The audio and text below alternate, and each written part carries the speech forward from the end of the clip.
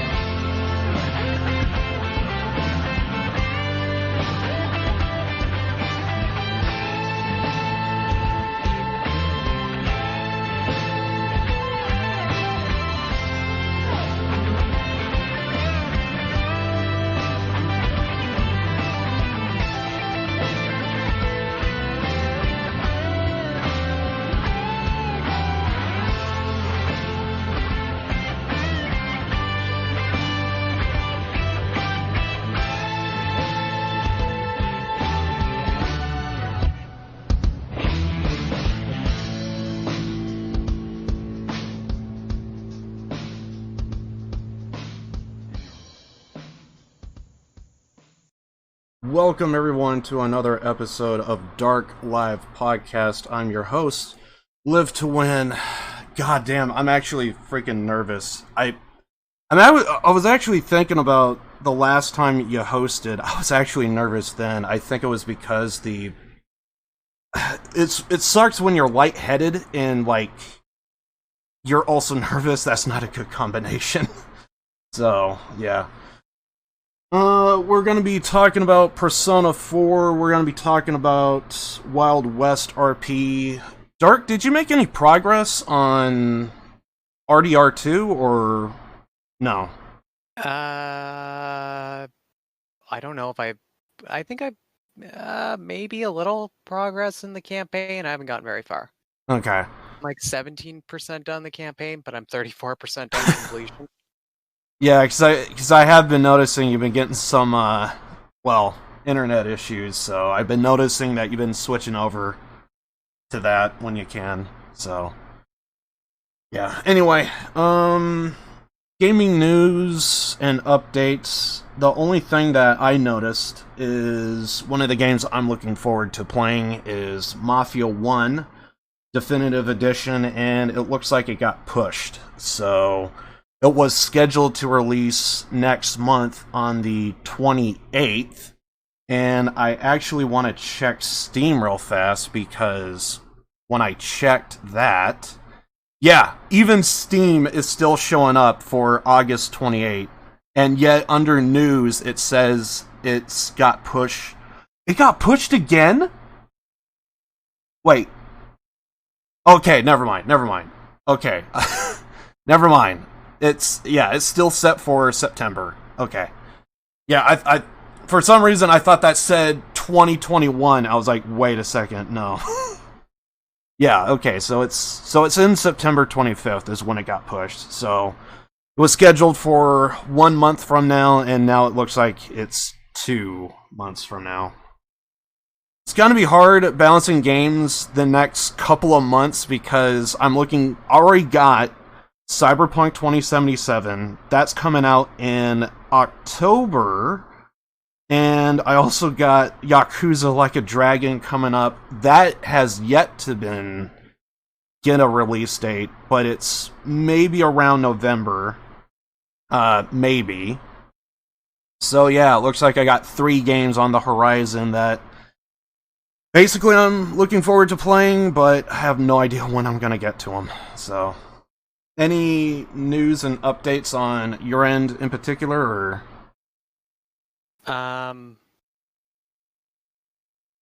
Well, I guess gaming-wise, well, Halo 3's coming out this Tuesday, the 14th. So I'm looking forward to that. I'm 100% going to stream that when it comes out that day.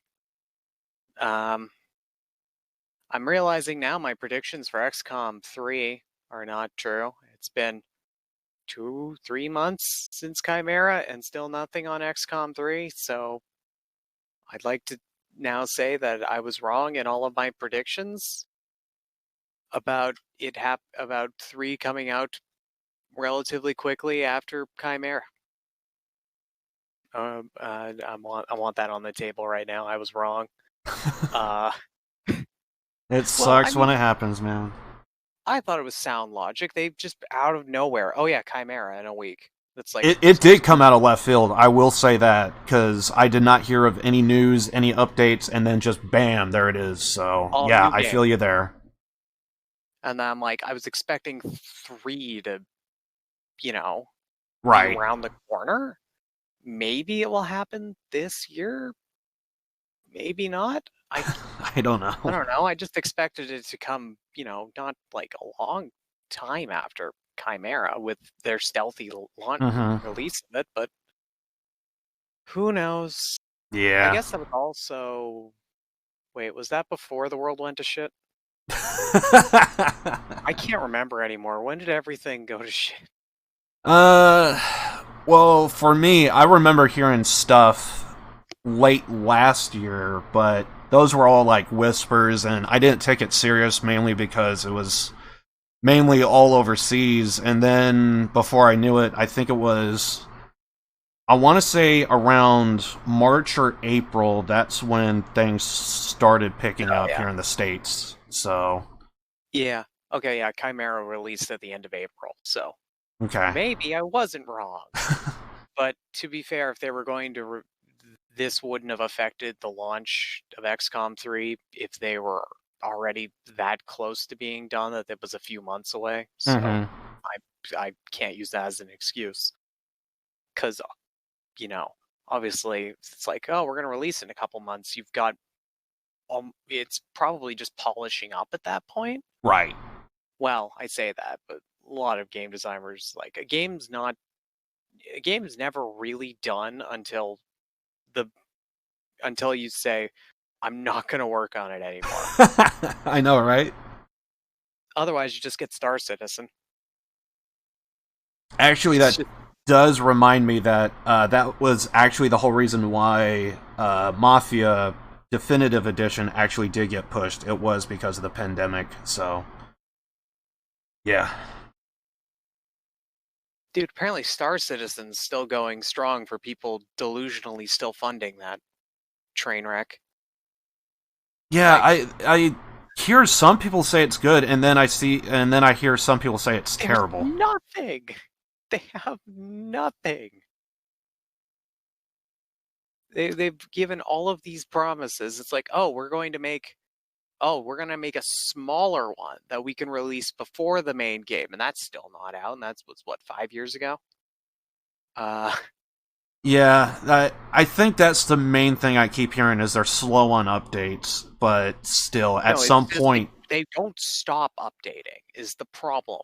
It's just creeping. It's creeping development. They just keep adding more stuff, and they don't ever, just...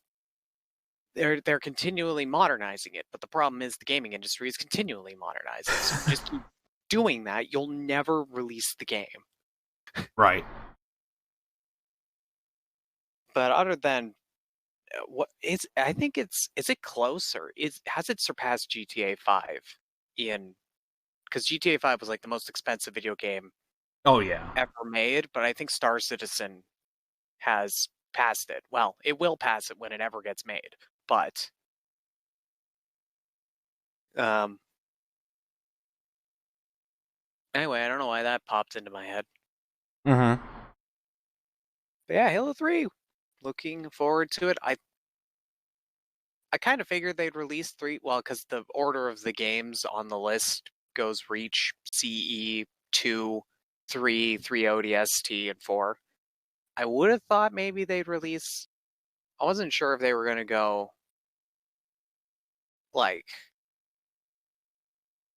It seemed like they were... not like release... like when they released, because Reach was released before 4, but after 3 ODST. I wondered if they were going to release them all canonically, because canonically ODST happens.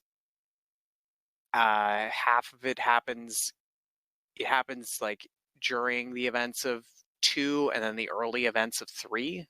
So I thought maybe they'd release ODST first, but no, I'm not going to complain about getting 3. That's going to be super fun. Yeah. God, it's been forever. I remember for some reason the achievement for getting 10 headshots was glitched or something, because I played the shit out of 3. Mm-hmm. And then like my first time playing through on Legendary, I got the achievement for getting 10 headshots. And I'm like, okay, there's no way in hell I played this game like 4 times and I haven't gotten 10 headshots. Like, it's not even difficulty based. It's just 10 headshots. Yeah. But I just never got it. Speaking of achievements I've never got, when the fuck are they patching the goddamn achievement? I have 1 fucking campaign achievement left in Halo Combat Evolved, and it won't unlock. Wow. It just won't. I've done it on every different difficulty with either of the graphics. Fuck, it annoys me. Like, I've done all of the campaign achievements. I basically I have all the multiplayer achievements for Reach, or specific to Reach, Combat Evolved. I still have a bunch in 2, but only 2 of them I can't like do in custom multiplayer. Mm-hmm. Like, I could just get a group of friends together and just do all like 7 of the other ones, but 2 of them I have to do purely in matchmaking. And then like the only campaign achievement I have left is the beat Halo 2 on Legendary in under 3 hours, which me and my friend are working on. Holy crap, it's a pain in the ass.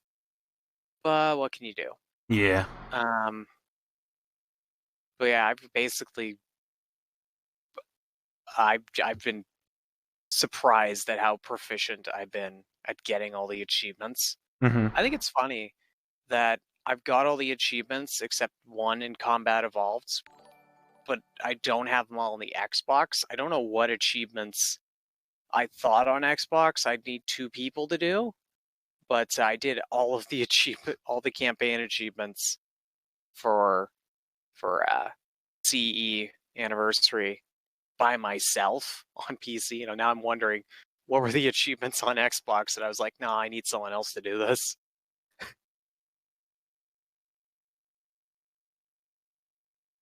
Yeah, hearing you say about the you can't get that last achievement unlocked, that's basically the whole reason why I don't like to try and 100% a game, because I feel like if I put my mind to it, that's where like my hatred and like sadness will just come into play. But if I play it more casual, and it's like, who cares?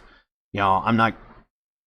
But yeah, that's basically the reason why I don't like 100%ing games. Anyway, I guess we'll move on to the games we played, I guess. Okay.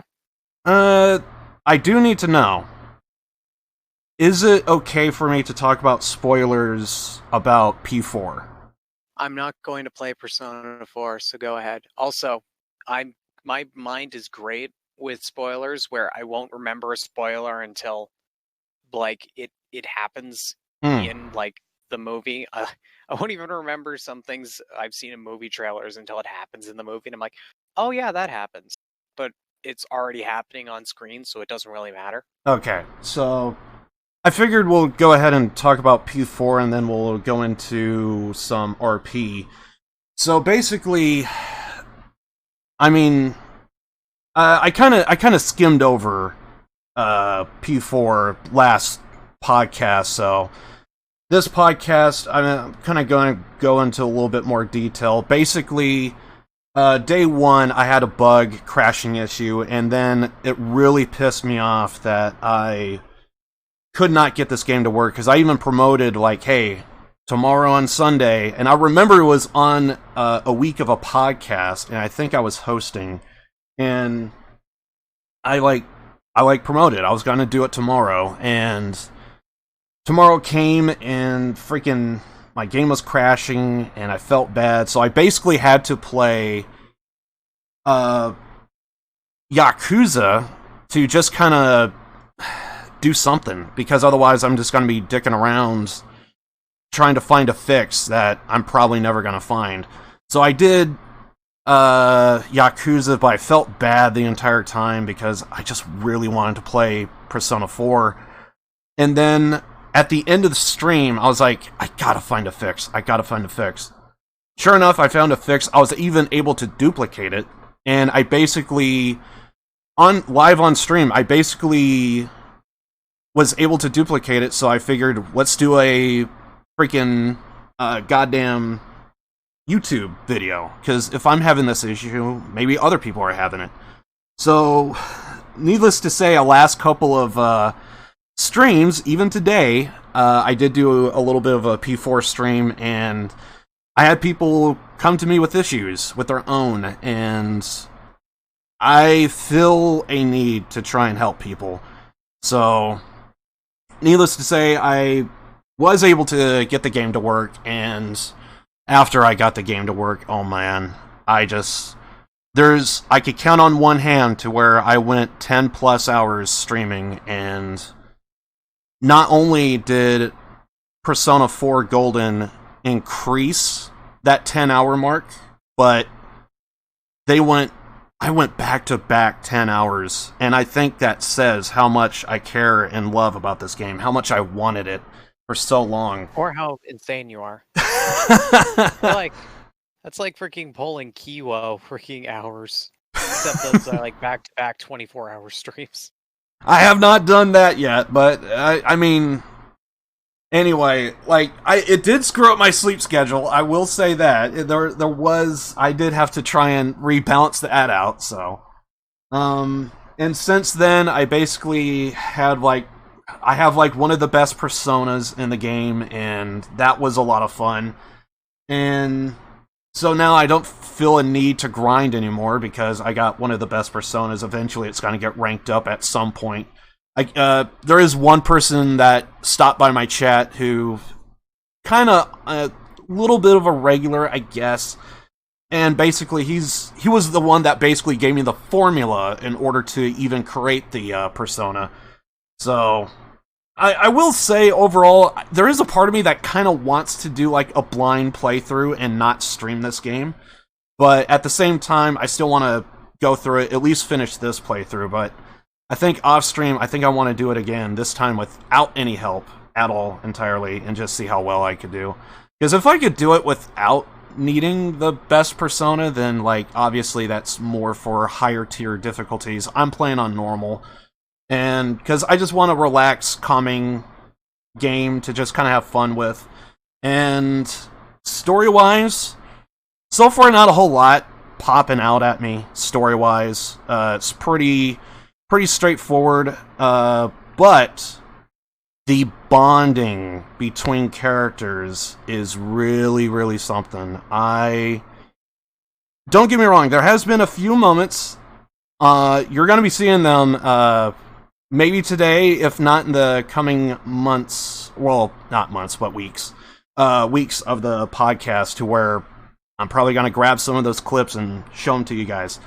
We'll see what happens with that. But anyway, so I mean, there were some good moments in the main story, but for me, the thing that really stood out was the bonding with the characters. I was so I gotta actually prepare myself for this, because there's one particular character. I've been noticing that Josh. I've been loving how Josh would bring up. It's the new Haruka. I love the new Haruka. Freaking what's her name?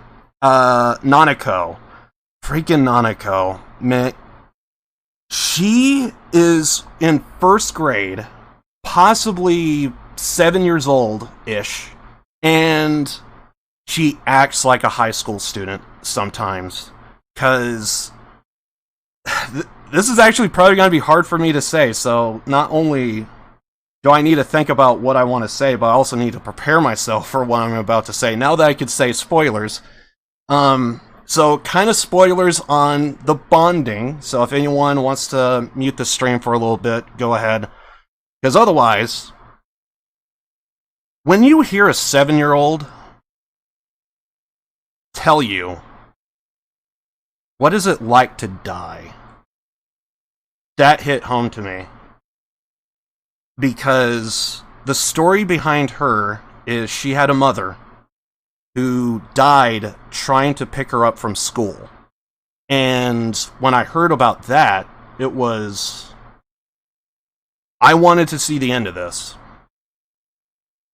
On top of that, I mean, just put that in your mind. It's a 7-year-old. The sweetest, adorable kid you probably ever met. And, like, I felt like a big brother to her. I legit felt like a big brother to her. And, I mean, easily, she is just so awesome. And the more I start interacting with her, she's just something else. And to, hear the stuff that she's talking about, like, it hit home. And then on top of that,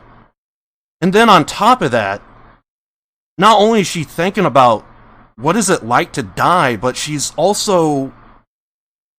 notices that her dad doesn't have any photos of her mom around the house.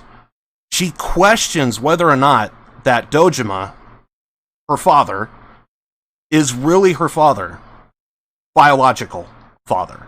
And she's actually asking these questions. And the whole time, Dojima is hardly ever around the house, because he's a cop. Because he's a cop, he gets calls 3 a.m, so he has to go GTFO, see what the problem is. So he's got to drink his coffee, and all that stuff. And it's like really something. And this little 7-year-old, who is so lovable, she's doing the laundry, she's cooking food for herself, or at least attempts, and she does dishes. There was even one day, it's so adorable, the fact that she wanted to surprise Dojima, she wanted to surprise her father, she wanted to, make an omelet, or, make a futon for him, it will be like a surprise, he will not see it coming, and, she's wanting to do that, but we don't have the right ingredients, so we go out the house, we try and get the food, we come back home, Dojima catches us that we were out late at night. Hey, why are you fucking doing this, man? Well, of course, he ain't gonna drop F-bombs in front of his kid, but, he's, angry, he's upset, and it's like, Dojima, you gotta be a bro here, you gotta be a father, I mean, I know you gotta be a father, but, come on, her heart, she was wanting to do something surprising for you, she wanted to show her love and support of you, and she wanted to do good things, hear her out. Dojima is being the father, laying down the law. It's like, God damn it, Dojima. God damn you. So, that whole interaction, there was definitely some moments to where Dojima, I think he was out of line. And so, this kid is just, 7 years old, and she went through a lot, and she's only 7. And here I am being big bro to her, just trying to help her out get through life. And of course, as sweet as she is, she does kind of is very shy in the beginning, but over time, she opens up, and now it's like brother and sister. Even though that reality is, story-wise, you're actually more like cousins. Actually, you actually are cousins, but you just have this bond and attachment. It's like brother and sister, and it's very heartwarming. And so basically, that's the story of Nanako. Is she lost her mother? She starts questioning all these things, and that's the story arc, is you try and get a father and daughter back together on the right track, and it's kind of hard to not fall in love with that. And I felt a need to play this out. I wanted to see it happen, and it was awesome. I think she had to like get like a signature. There was like a parent-teacher conference or something, like the parents had to show up and like ask their teachers, see how they're doing, that sort of thing, how their kids doing in school, all of that, a little bit of one-on-one kind of type of thing. I remember growing up and doing those parent-teacher conferences. But yeah, we had to do that. We had to get like a signature, and the paper went missing. And even though there's no photos of her mom, she finds a photo of her mom with the written parent-teacher conference, and it's very heartwarming to kind of hear that, and it's so awesome. It really is. And then if you play out Dojima's story arc, you kind of hear like kind of the reasoning for him being gone so often. And the heartwarming thing that you feel about that is he's working night and day to try and find the person that killed his wife. And like it's kind of not hard to like kind of root for Dojima, because I feel like Dojima, he is trying to be a good father. He is a good person overall, but there's this questionable moments. And there is something about seeing a drunk Dojima right in front of Nanako that's like, God damn it. Dude, your daughter went through enough. She doesn't need this, you know? So that was definitely something to where I kind of... that was a little hard getting through. And so, like... Oh my god. It's, like, that's the reason why I fell in love with the game. Story-wise, that's where I'm at. And then also, something a little bit more comical is I see from Josh, the nurse, who's probably a ghost. Maybe, we actually don't know.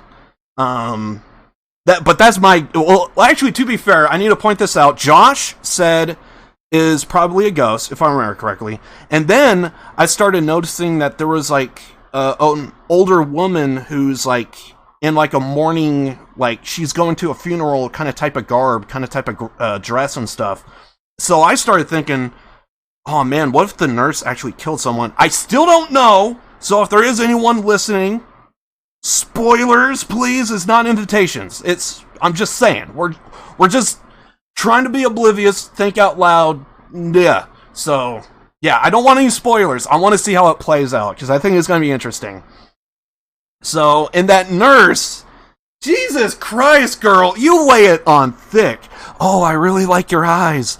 Oh, you kids are in high school are so adorable, and you want to spend a little private time in a room? Private time in a room? What? You want some hot coffee? What? So, like, she's laying it on thick. That nurse,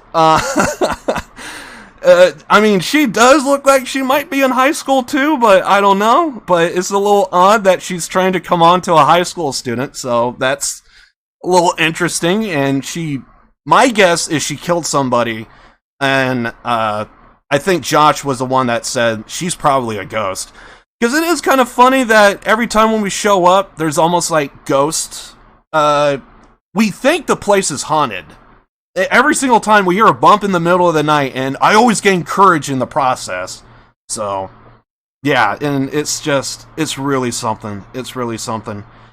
In terms of characters, like, you constantly come across, I'm definitely, I don't know when, but I'm definitely gonna bring up a particular moment. Josh, I think you know what I'm talking about, but we'll go ahead and save that for another time, I think. We'll go ahead and save it for another time. But there's definitely been a moment with Kanji that is very interesting. Yeah, we're gonna see that one possibly in the next. We'll see what happens. I'll see how I feel. I'll see how I feel. I need the proper way of like how to set that up. So, but anyway, but yeah, Kanji might be my new favorite character. Let's just say that. But Teddy was touch and go, and the more and more I keep playing, it's like, Teddy, you are very questionable sometimes. And then today I actually did a concert, which is pretty freaking cool. I actually love the music. I still need to do it, but at some point I need to clip the, I need to highlight the concert, and I think I want to put that on like a double loop, so that way I can maybe play that for the, well, not the podcast, but the but my streams when I start in the morning, or whenever I decide to do them, because I really love the music. That music was pretty freaking cool. In terms of the other characters, I mean, to be fair, it's kind of hard to not like anybody, because they're all good in their own way. It's just like, what, you know, do you feel more of an attachment with this person over that person is really more the case. But yeah, it's definitely enjoyable to go through, and I just been having a lot of fun. The dungeons, I have been spending so many times in the freaking dungeons. The dungeons alone, I've been grinding on stream and off stream, and I even now today I now have like a double marker for like how many days I've been doing it. I have like a marker for story only, story progression, and then I have another marker for like just how many times I grinded. So, and then plus, to be fair, I kind of feel like I didn't capitalize hard enough when because of the pandemic, I was able to have unlimited data plan on my internet. Now that's no longer in effect, so now I got to go back to watching my data plan like a hawk, and I kind of feel bad I didn't capitalize that. But to be fair, I was like doing like multiple, like a lot of talking kind of type of games. I've been doing Yakuza before P4, which that in of itself has a whole bunch of talking. I've been doing Yakuza 0, Danganronpa, and I ended up with a third game just so that way I could have a break and let my voice rest. And so sometimes when I'm not streaming, sometimes it could be like me resting my voice. I could be trying, at least recently, I've been trying to like balance out my sleep schedule. I think everything's fine now, but who knows? I can never keep a steady sleep schedule. It always changes, but anyway. So yeah, I think that's pretty much it for the most part that I could think of. I'm trying to think if there's anything else that I like really enjoyed and just it was just a blast playing. I think I currently have, I think it was like 90. I have like about 90 hours in the game, and I'm probably halfway through-ish. Most of those 90 hours were in dungeons because I was grinding, so those grinding sessions were definitely a lot of something, but also at the same time, I think I'm done grinding because I'm almost at 99, so I haven't come across a fight yet that I haven't done. I've still been meaning to kind of see what happens. I think there's a story boss in every dungeon, and then there's a replacement boss.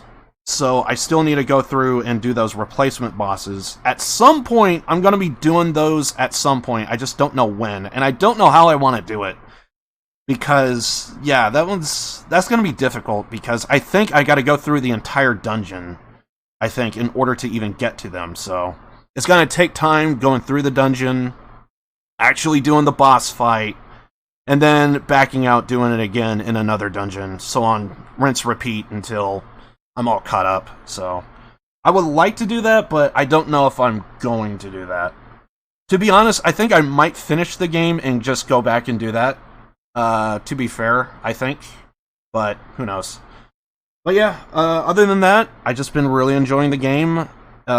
Pretty solid game overall. At least at the moment. But I'm not used to turn-based games. This is relatively one of my first turn-based games ever. So, the turn-based combat, that's part of the reason why I was actually deciding to play on normal, is because I'm not used to that combat. You need to strategically understand what every perk does and what every skill does, all that stuff, and how to keep your team alive, balance mana, that sort of stuff. And I also been noticing I've been saying CP a lot because I just have Yakuza on the mind, and I need to remember there's HP and SP, not CP. But anyway, so, but yeah, it's been a lot of fun. Yeah, I don't know what else to say other than I really, really enjoy the game. Even at this state, I want to say I recommend this game, but at the same time, I do notice people are having problems with the game. The game has stability issues. The game has launching issues. You got to be careful of what programs are running in the background. One person in particular, actually, I think it was on one of my grinding streams, he stopped by my channel. And it's possible he stopped by my channel just because I was doing a grinding stream and he knew he wasn't going to get any spoilers. So, and then he stopped by and he basically told me, I'm having these issues, can you help me? And I helped him out right then and there. And I didn't look back. It was awesome. And turns out he had a very low tier PC. And it was just ramping up to 100% on RAM and CPU. And we were able to work all that out. And it was a little bit of a magical moment, just simply because I may have gained a permanent new regular to the channel over on YouTube. And Delson, appreciate your face, man. I'm glad you found my channel. I'm very glad I was able to help you out with your problem, and hopefully there's many, many more Persona 4 moments in the coming days and months and so on and so forth. So, yeah. So, and it's very possible that it sucks when you see Persona 4 it doesn't take much to run the game, but I think it has to do with their bloatware is something. The bloatware is, what is it? It's Denuvo, I think. Denuvo is in the freaking game, and because of that, some of these low-tier PCs, they need to have a little bit more extra so that way they can run properly. And because of that bloatware, it gathers up RAM and CPU and all this other stuff, and that's where the problems and crashes start to happen. So you need to run the game even on a low-tier PC. You need to put it in window mode. You need to configure that resolution, break that down, and cross your fingers, and hopefully it works. So I think he also uses some mods and all that stuff. So anyway, so yeah, there's definitely a lot of things about the game. But if you're one of the lucky ones that is able to have a steady PC, I would say most mid-tier PCs you might be able to run fine. So, yeah. Anyway, it's a shame that there are many issues. It's very good game. Damn you, Josh. Yeah, there might be a little thing about the puns. You gotta hate and love those puns, I guess. But yeah, that's pretty much it. All I have to say. So anyway, hope you guys might give it a shot. So you might be able to find the game cheap elsewhere than Steam. I do know. I think just real quick before we talk about some not GTA RP, Wild West RP, because I'm an idiot right now.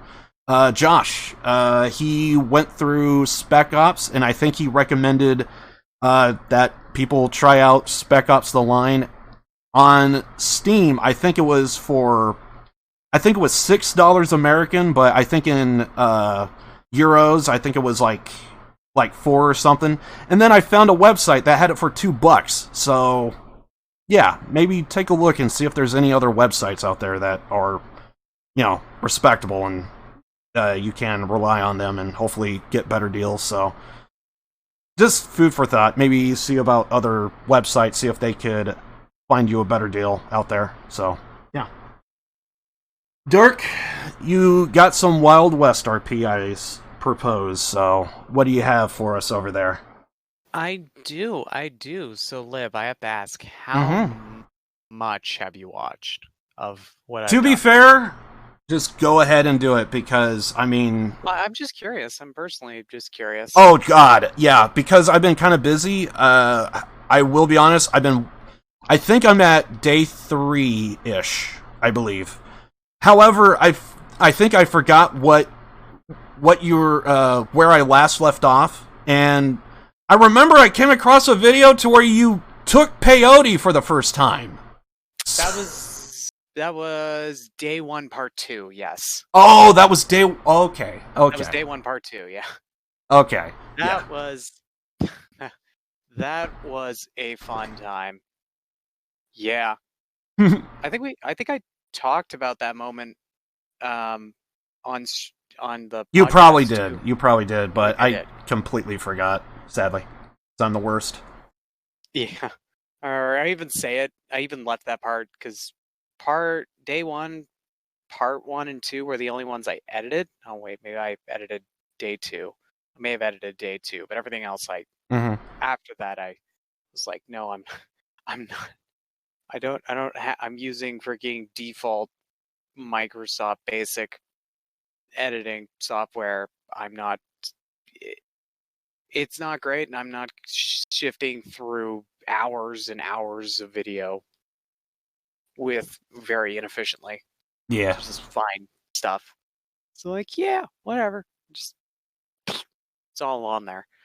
As I say I even left that in that when I first saw Nikita take peyote with Lyra during the Wood Scouts of America, that trip down in Armadillo, I was like, I heard like it has the chanting and the drums, and I was like, right then and there, I'm like, ooh, war flashback. I was like, if I ever get on peyote, I'm gonna do the war flashback, and you can tell sort of, you watch the video again where I'm having I'm like on the peyote, and Olivia, she says, man, he's taking this a lot better than I did when I first did it. And there's a split second, and it's like, you could hear the ding in my head, where in that split second, I'm like, all right. I'm like, oh, okay. That was basically oh yeah, I wanted to do this, and it sounds like they're okay with something like that. So it's like, oh, I'll give you something. And then I went and had my that little PTSD episode. That was great. That was great. I think I didn't talk to her, but I think I did see Olivia at the last horse race. Actually, I didn't talk to her, but I saw her. Which doesn't really mean much. But it's been, I haven't really, until I guess even now with Spike, we haven't really RP'd that much, but it seems like it probably will be a more consistent one. So right now I've talked I told Liv about it. We were talking about it at the One Grinding stream. I was telling him about this new story arc which has started, and will be, I think he's going to be on, the guy who plays Spike's going to be on tomorrow, so there'll be a GTA RP stream tomorrow, and we'll hopefully, and we'll do stuff. Hopefully all the, well, I don't expect things are moving very quickly, where it's like, if it seems like it moves very quickly in the videos, because it did, where it's like, oh, we're with them, and then we just went to, because I'll go to the bar in Valentine, just because that's pretty central location, and where you could usually find a lot of people. And I'm just standing there, and then like no one's in there. I'm like, huh. Well, I'm thinking about leaving. I'm like, well, I'm gonna hang around, see if someone shows up. And then Spike walks through the door and starts talking to me. We start talking about horses and that, because I mentioned when I was horse racing, which has been fun. I've had so much fun with the horse racing, and like the two people who run it,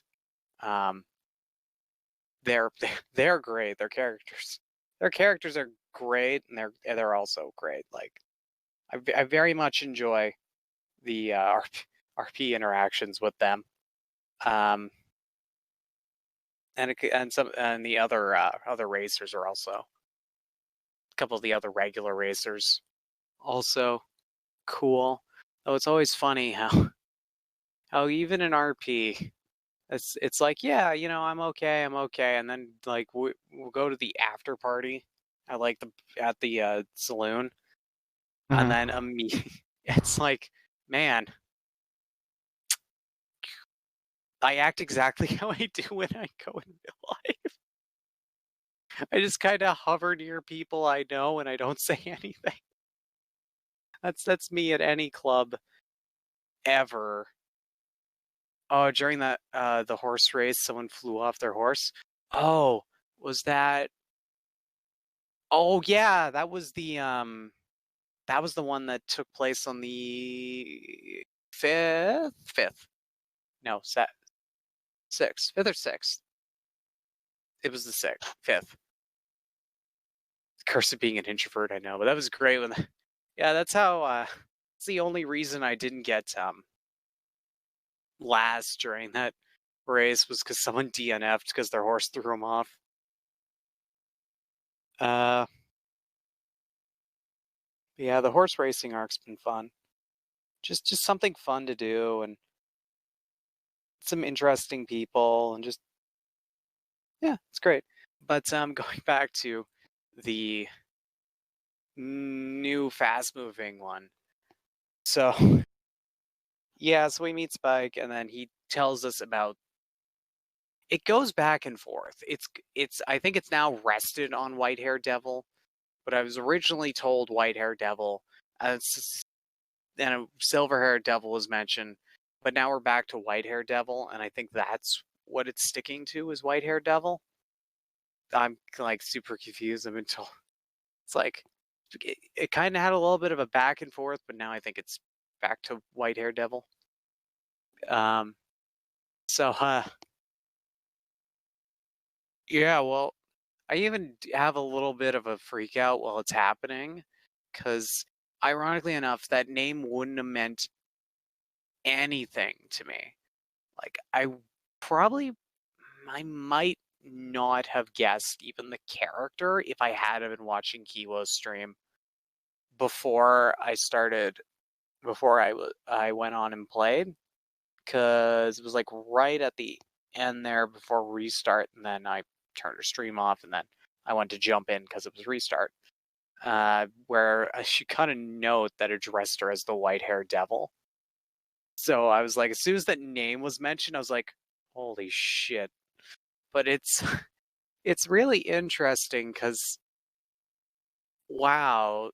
So the story, as I said, like the story behind, well, initially she's evolved a bit. I haven't been watching her stream because I've been trying to refrain from that. well, I should say stream Lorna. But from what Spike told us the other day, she's evolved a bit and gotten a little more unstable. But out of character, I'm not entirely sure because it's really blown out of proportion.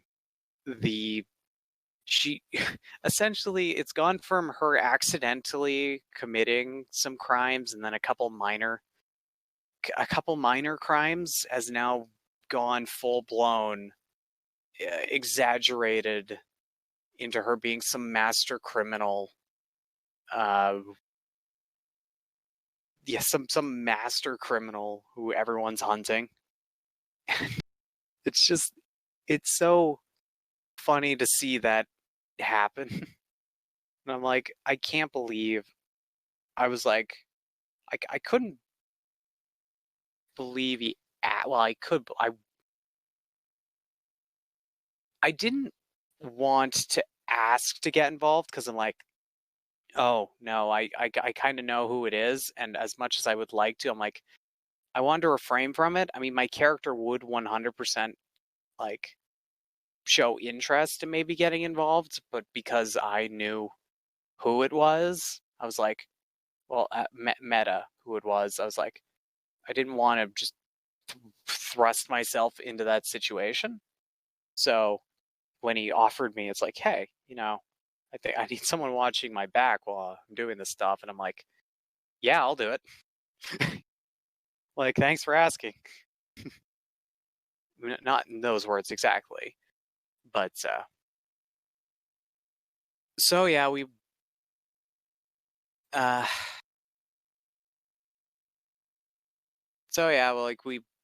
unfortunately, the first night, we got like, I don't know how much time. Maybe less than an hour of actual RP with him before my internet just fucking died and wouldn't come back. And then by the time it did come back, he'd already left. He'd already signed off. So it was like, and then I, by chance, found him in the forums because people in the forums, their names are whatever the character, their first character is. Mm-hmm. So unless it's like you're finding someone who's like that's their first character, it's exceptionally hard. It's like next to impossible to find them by normal means, and that was the case. I only found him because I browsing through the stuff because I browse through the forums and see what's posted just for, I don't know, just cause. And he posted his the thing for his detective agency. That's like Spike Beagle, and I'm like, I got the user. I'm like, I got him. Like, I didn't want to go on a fishing expedition trying to find him. It was like, oh god. But yeah, so we found him, we messaged him, apologized for like, hey, sorry the internet, and then we're now talking and kind of coordinating like telling each other when we're going to be on. So like, right, we're making sure things progress with both of us because he got captured we were supposed to go on Wednesday, and he went on Tuesday, and he wasn't planning on anything happening Tuesday, and he got captured. He got captured by Lorna and her gang. And well, he told us all about this when we had the sit down. Wednesday. It's like, oh yeah, now we gotta hunt down Daffy, who was this guy we've met before. When we first met Spike, there was a little confrontation with Daffy, so we've met the guy. So basically, Lorna let Spike go on the condition that he bring her Daffy, and if she sees him before then, she's gonna kill him. So we're now kind of involved in that. So now in addition to sort of like other sort of like investigative things we can look into, we need to lure Daffy into a trap and then deliver him to Lorna. So that's going to be interesting. After that session, which I didn't stream that because for some reason Twitch just didn't want to work. My bitrate was unstable the whole time. I just couldn't stream, so I recorded the whole thing and then uploaded it to YouTube. But yeah, I went after that and I watched. I was like, all right, time to go to Kiwo's video for Tuesday. And I watched the interrogation. And I was like, holy shit. How did he get out of that alive? Like, everyone was like, oh, let's just kill him. Oh no. It was basically like wow, you're so lucky. You're so lucky. I'm pretty sure it was a little bit to do with Lorna's personality, but a little bit to do with Kiwo being more RP focused. At least I like to think so. That's the reason he's not dead. And out of character, I am not sure what is going to happen. Like, because here's the thing is like when we deliver Daffy to her, I don't know. I don't know what will happen to me because they haven't met me. They don't know who I am. The first time they'll meet me will probably be when we're delivering Daffy. And I'd be interested to see how that interaction goes down because I don't know. Even in character, I wouldn't like. In character, I've been told she's sort of been increasingly irrational. So I wouldn't trust her implicitly. Like, I would expect a double cross or to be prepared not to walk out of an encounter with her unscarred. But I don't know. It's going to be interesting to see how that comes out. And I was talking to my friend yesterday while we were playing Halo and telling him about all this stuff. And there is a chance that maybe, like, it's very low, but if Ryan is given a choice, if something happens, the events fall into a place where Ryan's given a choice to stick with Spike or join Lorna's gang, I personally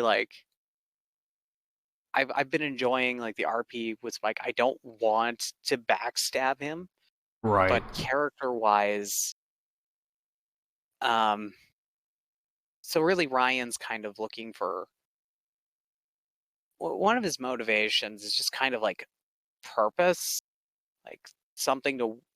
I guess purpose would be. I felt like there was another word I was using before, but I can't remember it, so I'll just say purpose. And he'd want to go with whatever he felt was more likely to succeed in giving him that purpose. So if it came down to it, there'd be that split between completely hypothetical. Like, there's a million things that could be said or stuff that will sway the decision one way or the other. But this scenario, like, has the potential to, like, be one of the first times I'll probably have to go with what my character would do and not what I would want to do. Which could turn out for the better. I mean, as long as like no feelings, as long as like everyone, it's like no feelings are hurt. Like just everyone has fun. It's RP, like, Right.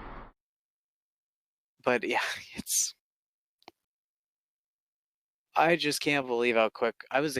I like, as I was saying with you, like while when you're doing the grinding stream and I was lurking, I went back, I rewatched the stream, wrote down all the information, and I'm like, okay, this is everything I know.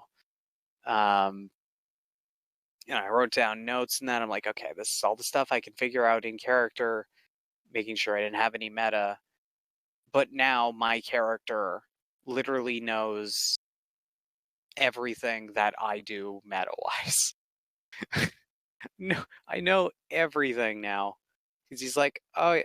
Basically, what the conversation with Spike was, I know everything now, and we're also fucked. Sorry, I hit my mic there. Was basically how that conversation went of like, oh yeah, this is her name, this is her alias, this is her friend's name and alias. This is one of the people she works with. A lot of other stuff, and I was like, okay. I was like, meta unlocked, meta unlocked, meta unlocked, meta unlocked. So we know everything. Okay, we know everything. And then it came with the oh yeah, I was captured, and so it's like it's gonna be. I'm really excited to see how this goes, and no matter how it goes, I am excited because I honestly never thought like I could get in an RP scenario with Kilo. Like somehow I've stumbled into that, and it's like, wow, that's awesome. Yeah, it's definitely a change of pace when you go from just trying to shoot a rabbit with 40 shots to potentially joining a criminal organization. That's just saying that out loud alone, I think, just kind of says volumes right there of like the different change of pace already. So I'm really happy for you, man. I'm really happy. Yeah, it's great. A Wild West RP is it's slow or things happen. Oh quickly. yeah. Absolutely. It's not like GTA where like there's slow bits, but a lot of the time it's boom, boom, boom. It's like Wild West RP. There's slow, nice social stuff, and then when stuff's happening, it happens. Yeah, I think I was watching, I think it was Milton T. Pike. I think it was kind of recently. I think he said he was only gonna like do like just a little bit of Kiki, and then he was gonna like switch over to like some other games. Never switches over to other games because everything just happens. So, yeah. Yeah. So at least in one occasion, I managed to see like that progression. So, yeah. Right. Yeah, it's just been super interesting. Mm-hmm. It's been super interesting, and I'm excited to see where all this goes. I so hope I will be so sad if everything happens when I'm not on. Ooh, yeah. It's like that's what I'm so worried about, is that like I'm gonna miss out on this prime opportunity for not only an opportunity to potentially have roleplay interactions. Oh yeah. With a streamer that I watch, but also like the character growth that could come of this. Is there's a lot of potential there to really I'll define, or I guess maybe redefine, like shape Ryan into sort of how I want him to be. Because there's what I'm willing to play, and then there's what the character's supposed to be. Yeah. But we'll see. Fingers crossed. Maybe tomorrow stuff will, because things will have to line up. Because it's gonna have to line up where Daffy, the guy who plays Daffy, is on the server, and also Kiwo's on the server too. Right. Like, I imagine. I mean, I don't know how, like, planning what you're going to do around, like, if someone's on this. I don't know, because it's different when, like, because GTA RP, that's just a single server, but Wild West RP is across 4 different servers. Yeah, I think I remember you were RPing one time, and I think I remember, oh yeah, that guy's in another county, and you pointed out, oh, that's kind of in-game talk to say that they're on another server, is what I thought I heard you say. Yes. Yeah, there's like 4 counties, and I just don't know, like, is it... I just don't know enough, and also I'm really bad at, like, I don't want to ask. Right. But it's like, if you're looking for someone, like, if your character is, like, you're looking for someone, is it meta to, like, be like, oh, there's that user is on that server, they might be playing that character, and you go and you just do your stuff, and maybe or maybe not, either you capture them or do what you wanted to do, because it's like, on one hand, that feels like it feels like meta, but at the same time, if you don't do that, then you have no idea if they're on the server, if you're wasting your time. Right. Like, it's like if we managed to capture Daffy, but Kiwo's not on the server, which means we're sitting here with this guy captured, but the person we're supposed to deliver him to isn't there. So that just means we captured that guy for, like, no reason. Yeah. And now that's kind of ruined. It's kind of just, that storyline's kind of ended there, because, well, what the fuck do we do now? So I don't know how meta works in that regards, but I feel like it makes sense to be, it's like, it's okay to do that as long as you don't bring it into character that you know that person's in the county, but it's like, I don't know, it just, when I think about it, it's like, it makes, I could see it both ways, but I don't know. Yeah. Yeah, fingers crossed. Yeah, that's how RP's been going. I really do hope that everything works out for you.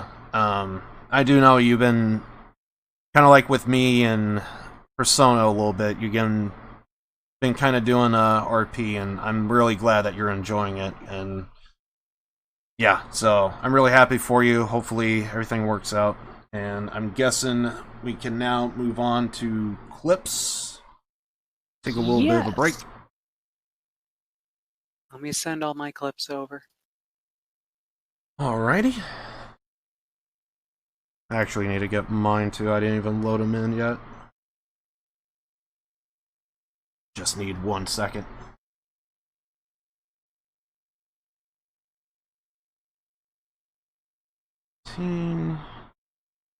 Wait, 15, 30. Yeah, there we go. No, only 5 of those 7 loaded up in video form. Okay.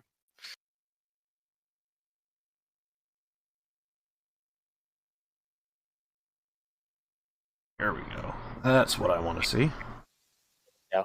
Can I also say, I love how I love how for the opening thing, you just, because we're not entirely sure, like, how the whole using of Twitch kind of esque style works, and you just freaking put a different, you just wrote over it. You wrote podcast in a different font and color over it. I wanted to mention that at the beginning, but yeah, I kind of been doing some stuff. To be honest, I was actually kind of hoping someone would notice, either in chat or you, because I That in of itself seems to be like a conversation. You just put a board over a stained glass window. Exactly. To be fair, I actually do have blockers in the back, but I figured, at least for one stream, I don't know if I want to keep it, because I do kind of like, it's almost like a little bit of like a reference to like, oh yeah, we kind of changed the font a little bit, so. Yeah. So, to be fair, I kind of like the idea that it's like a little bit of like a reference, but also at the same time, it's like, well, I do need to actually...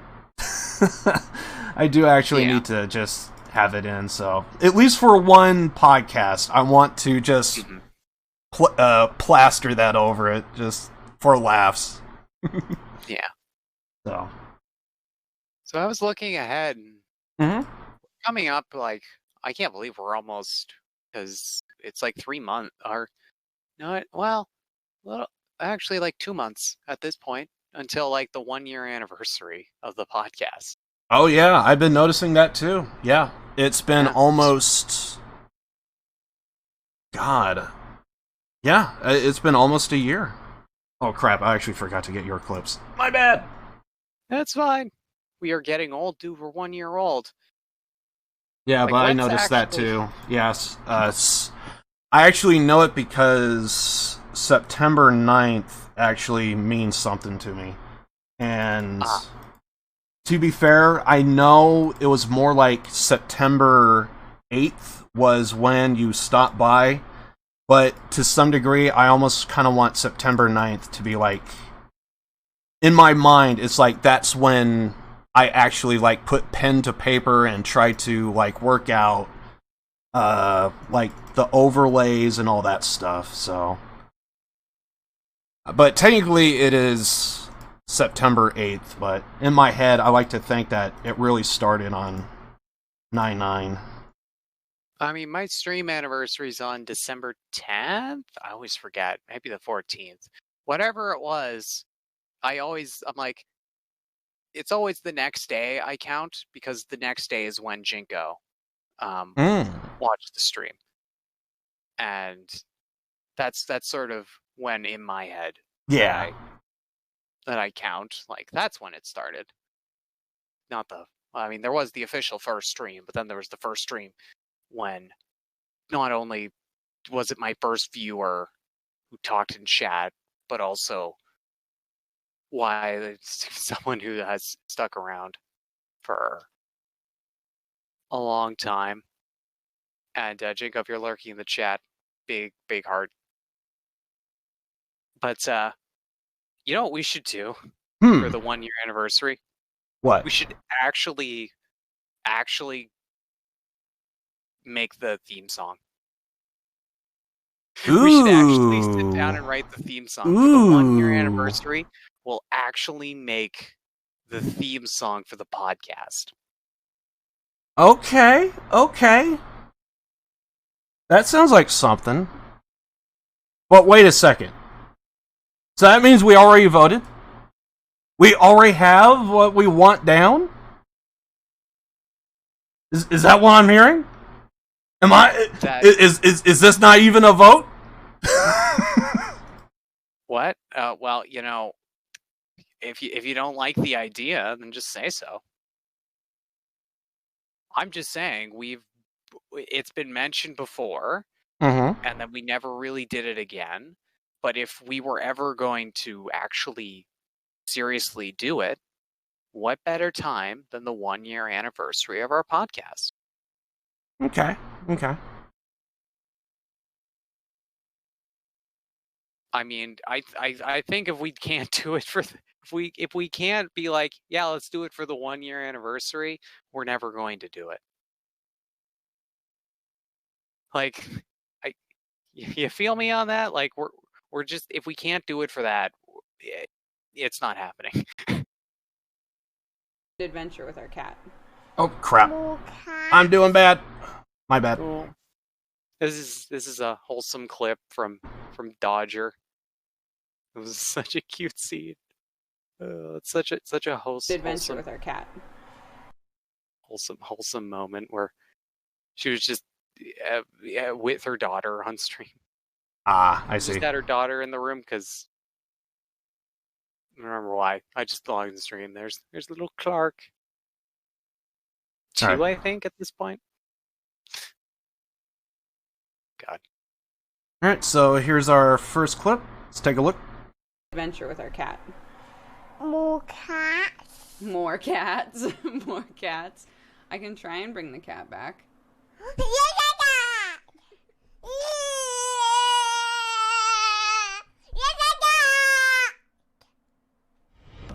Welcome, you fine cat-loving,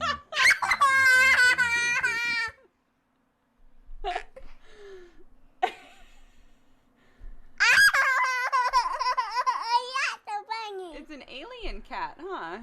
Alien cat? Yeah, like on Pocoyo. The angry alien. How many cats are there?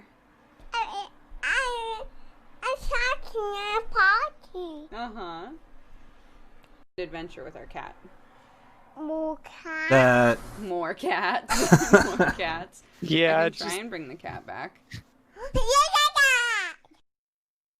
that just is so, yeah. so adorable. There was a good 5 minutes. People were just gifting subs and subbing. Just, it was just little Clark was just going like, "It's a cat," just like getting so excited. And there's a point in it where Dodger's like, "Okay, so this might be getting a little exploitive." But oh, it was just so adorable. Oh my god. It was just so adorable how excited she was seeing. Yeah, yeah.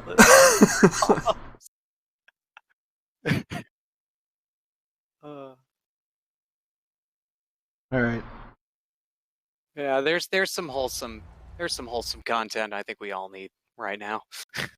Oh, dude, I got freaking Nanako vibes. That was awesome.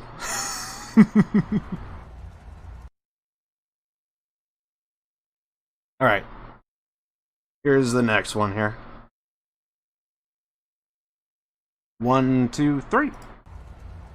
Oh, are you waiting for me to say That's kind of the bottom line. I understand, Justice Testo. What? Ah! Shit! Oh my god! Well, Mr. Still, it's a nice interest you had there. Okay.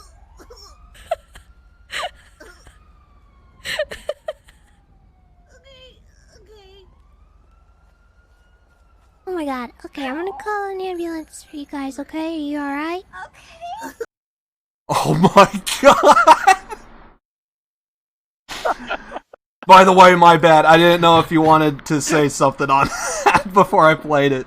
Oh, no, it's just the Nikita clip. Fucking shit. And just walks away. Oh my god, that is great! Just leaves his car, doesn't even put it away. Just shit. Oh my god. Anyone catch that sedan? Oh man, that is great. Here's another Nikita clip. All right. This was during an event. I think this was during the event. One of the RPers passed away. Ooh. Yeah, they yeah, it's the you know the touchy way of them passing away. Right. If you catch what I mean. So they had a big memorial for them. But I believe this is happening at that event. All right. 1, 2, 3. Oh, Okay. Easy granted, easy granted. Nice. Oh, whoa, whoa! Real nice. What the fuck? Oh no. Nose dive. 10 points for each car. Is he gonna land that way? I Oh, he's I don't fucking know. nuts. Yeah. You can do it. Oh my god.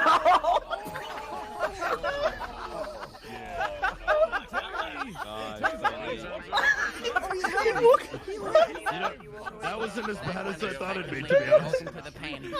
It could have been a lot worse. What can I say? He walks away. Wow. Could have been a lot worse. What can I say? Thank you, guys. You know what I mean? Honestly, it took me 20 years to be this good of a pilot. Walks out, just walks away from the crash. Oh my god, I love the angle of how you just see this guy in the blue jacket just smoke a cigarette, and he has like a look that just, I don't give a shit what's going on behind me. Jet crashes down. I know, explodes. right? Tony just walks out of it. Pretty sure he probably had God mode on. Oh, probably. Oh man, that's Or so great. super lucky. Or maybe he ejected. I don't know what happened. Hey, maybe, you never know. So this is from Ashland with Brenda. All right. 1, 2, 3. Yeah, not gonna fall, I'm not gonna fall, I'm not gonna fall. The bridge is spiked, remember, guys. Here.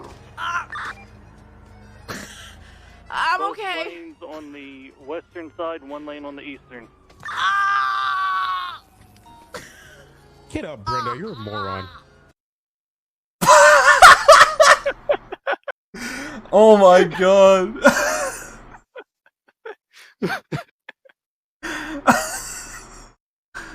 What a rude. Just straight up tases after taking a fall? Damn. Brenda's been a punching bag of the... She had with that cop specifically was her field training officer for one night, and they spent 99% of that night not being able to find, with Brenda driving in circles, not being able to find where the calls were so they could join in the freaking stuff.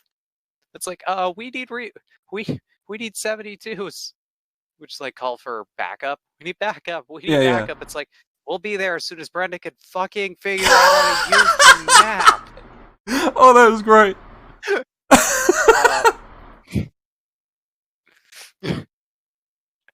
Alright, looks like we got some Milton T. Pike here. Yeah, we got some Milton. Milton's great. He's always funny. I can't wait. Okay, here we go. 1, 2, 3. Well, how does Vader feel about having a very small imagination? How do you feel? How do you shut up. Shut your mouth. Shut up your mouth up. Close it. Ha! Idiot. Fucking got him. Suck on that, Vader. Fuck yeah, chat. That was a fucking kick W. Got him right there.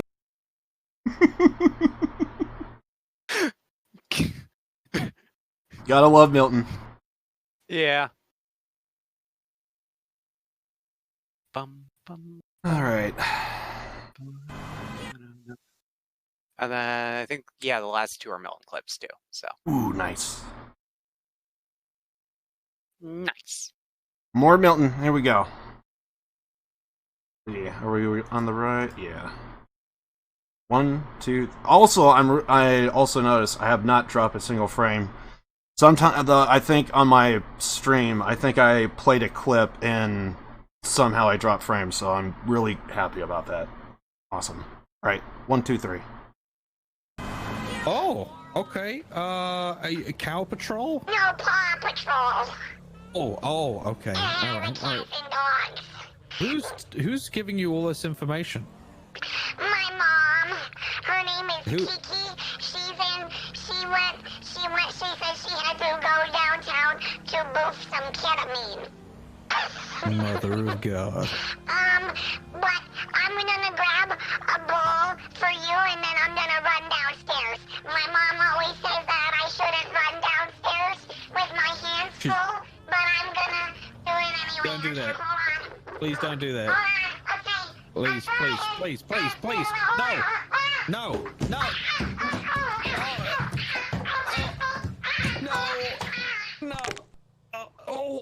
Oh my God. Oh my God.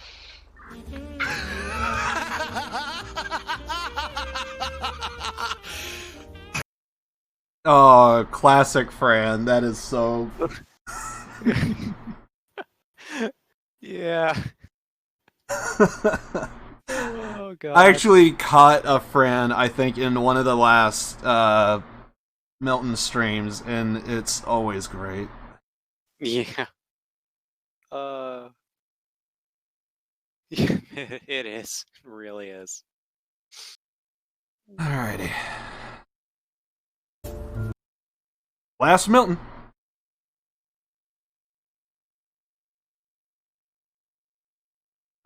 Looks like we're all good. 1, 2, 3.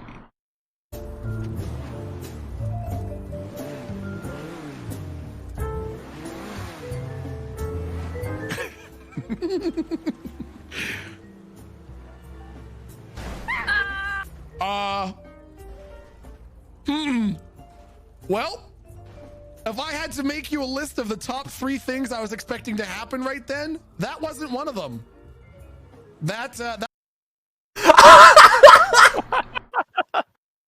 Oh. Oh, that is great. Oh my god. I would love to think he just looked behind just randomly and that just happened. It did. That's what happened. Oh my god. Just out of nowhere. Yeah. Okay. Oh, God. We have some of my clips. They're self-explanatory, so I don't need to say anything. Here we go.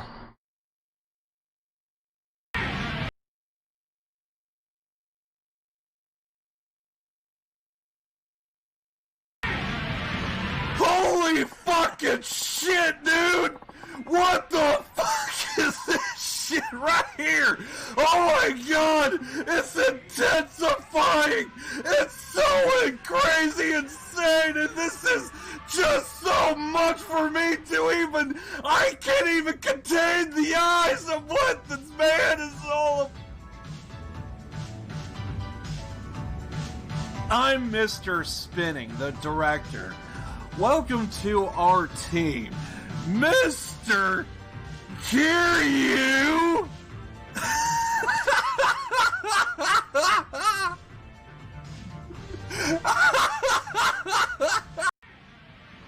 Holy fucking shit! King Steven Spinning. To quote Liv, God is dead and Steven Spinning killed him with his eyes. To quote Lucky. To quote, did I say Liv? To quote You said Lucky, Liv. Okay, to quote Lucky, God is dead and Steven Spinning killed him with his eyes. That's great because he was watching the stream at that point in his VR headset in like a VR movie theater. Nice. So he had a great view of fucking Steven Spinning's eyes. Beautiful. Alright, here's another one. I love it here at Kamurocho's amusement park. Fuck yeah, dude. I love the fucking amusement parks. I've been there 50 times. I got me a soda with a picture of Santa Claus on it. It came in the news the other day, and I said, woman, get off the road. And it's gonna be pretty good. Once the stage is set for a close encounter of the undead kind, miracle spin, weaved of magic, and then it intensifies. It's the way it's gotta be. This is where you come in. The job is escort Miracle Johnson, protect him from the Walking Dead. I hate that show. I love it here at Kamurocho's amusement park. Okay. I think we got another one here. Let's go ahead and just play another one. Quick fun fact, because you mentioned Walking Dead. That's enough. That's the spirit of Kiryu! Are you ready to do this, motherfucker? I'm just gonna be intensified. And then the Yoan. Woo! You wanted to say something there? Oh, yeah. So in NoPixel, there's on the NoPixel GTA server, there's a person who plays Carl Crimes, who's a rip on Carl Grimes from The Walking Dead, and guess who plays him? I don't know. Chandler Riggs. That name doesn't ring a bell. That's the actor who plays Carl and who played Carl in the show.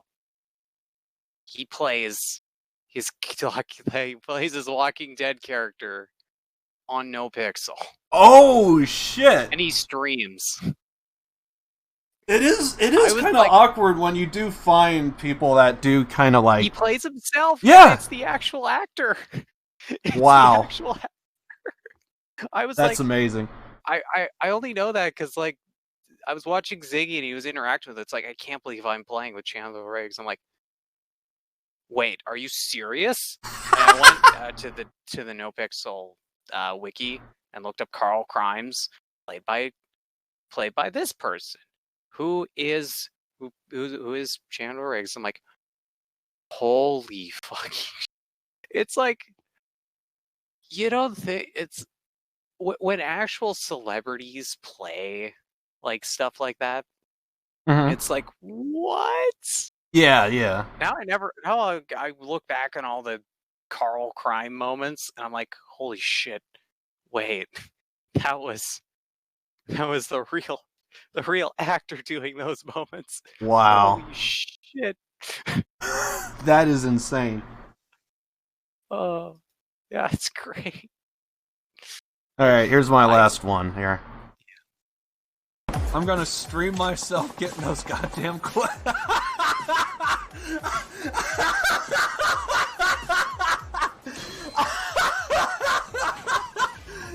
You're kidding me! You're fucking kidding! You gotta be fucking me! Dude! Are you fucking kidding?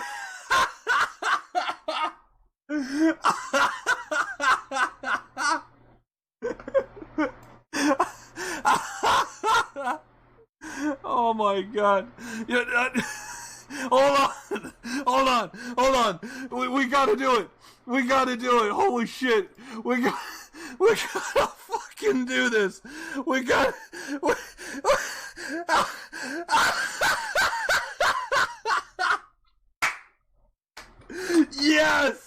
Yes! Zoom in! I'm gonna stream myself getting those goddamn clips. Oh my god.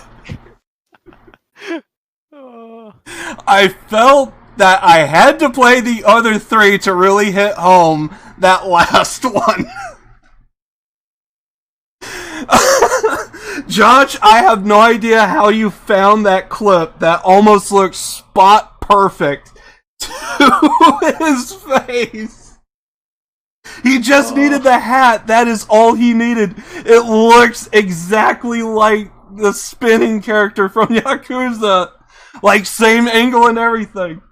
Oh. And I love that last clip because you hear the build of my laughter. Yeah. Oh my god. Ooh. Well, there you go. That was our clips. That it was. That is just so hilarious.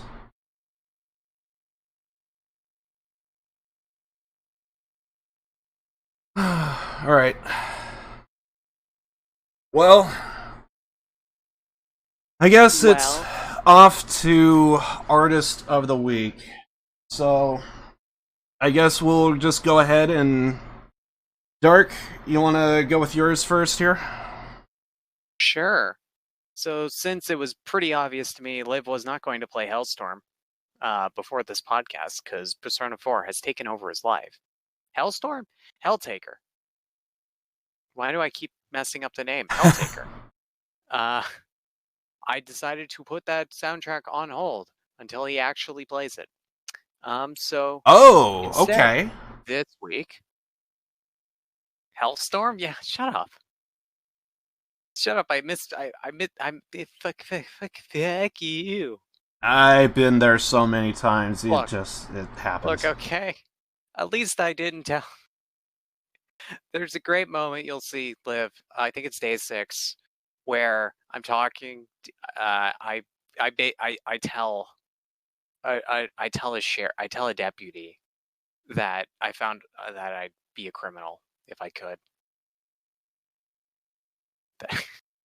I think what I said was I found a life of crime appealing, and then he's like, "Oh, well," he revealed he was an off-duty deputy.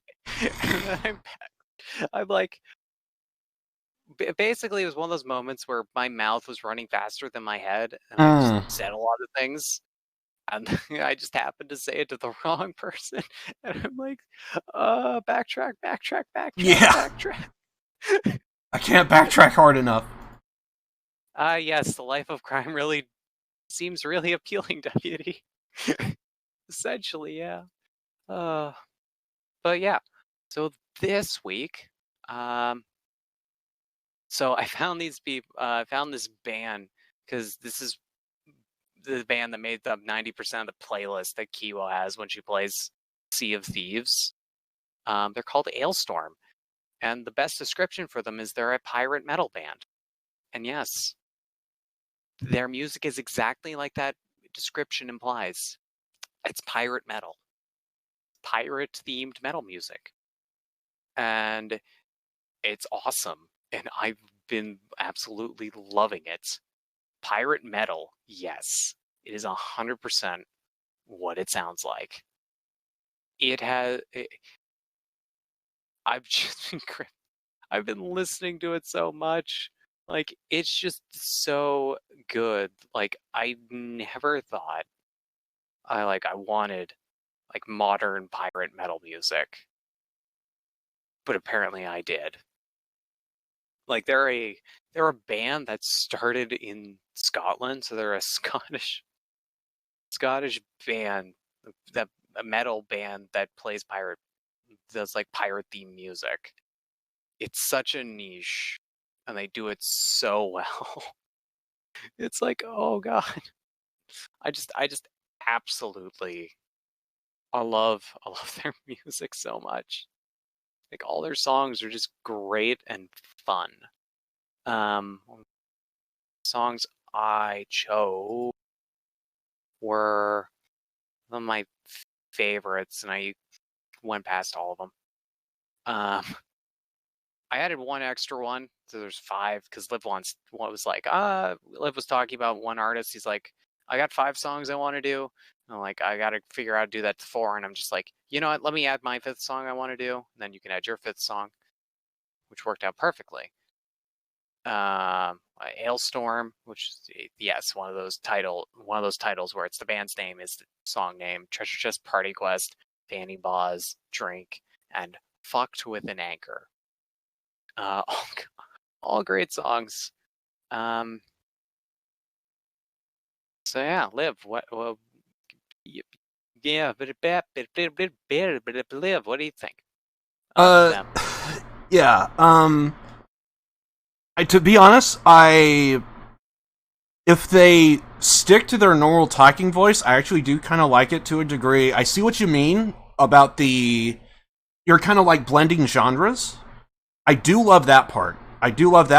And one of the bands they're on the list of many that I have. I actually didn't officially put them on the list, but the band that comes to mind when I do hear this band is actually Dropkick Murphy, actually. They might be in the weeks to come.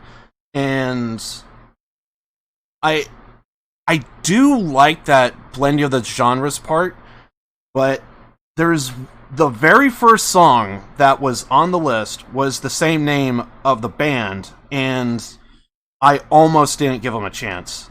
I have a thing when it comes to any kind of type of growling in the metal music. All of that crap, I can't stand it. I can't. There's no way in hell I could listen to that. And so there was a very split second to where I was like, I think I even stopped the video and I was like, please tell me this is only a one-time thing. They're not going to do it again.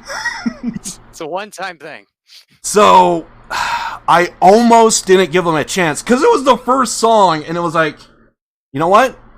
I'm gonna be professional. I'm gonna just see how this plays out. Maybe it's a one-time thing. They won't do it again. Thank God they didn't. It was just, for some reason, split opener. They did that, so I was like, oh, that's one of my don'ts because it's so laughable. I don't know why people do it. I don't find it entertaining at all, but some people like it. I have a thing to where it's like, stick with your normal talking voice. I want to hear lyrics. I don't want to hear don't stop that, please. So I almost didn't give them a chance, but I played it out. Hopefully it was a one-time thing. Sure enough, if they stick, so I was a little nervous after that. I kept thinking, oh crap, it's probably going to come up again. But other than that, I want to say it's fine for the most part. Not really my kind of type of music, but I do love that blending of the genres. I will say that. I do love that blending of the genres part. So, it's kind of like in that middle range there, but yeah, because when you blend genres or blend kind of like different sounds, I think that's really awesome. But yeah, it's like the lyrics I think I liked.